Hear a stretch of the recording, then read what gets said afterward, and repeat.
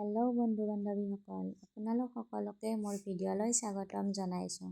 আজি আমাৰ জীৱনৰ এটা বিশেষ দিন। আজি মানুহজনে এখন গাড়ী ল'লে।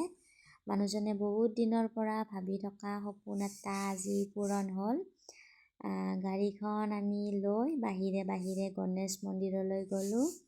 তাতে গণেশ মন্দিৰত যি নীতি নিয়ম থাকে গোটেইখিনি নীতি নিয়ম কৰি গাড়ীখন পূজা কৰা হ'ল। তাত পূজা কৰি গাড়ীখন লৈ আমি ঘৰলৈ আহিলোঁ। ঘৰলৈ আহি ইফালে দেখোঁ গোটেই কেইজনে গাড়ীখন আদৰিবলৈ ৰৈ আছে।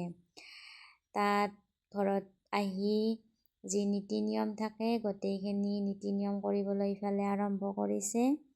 ইফালে আছে পেহী, ডাঙৰ মা, তাৰপিছত এইজনী মোৰ শাহুমায়ে ধুনীয়াকৈ গাড়ীখনত ফুট দিছে।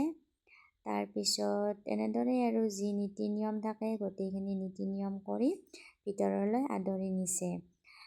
ভিডিঅ'টো এইখিনিলৈ চাই থকাৰ বাবে সকলোকে ধন্যবাদ।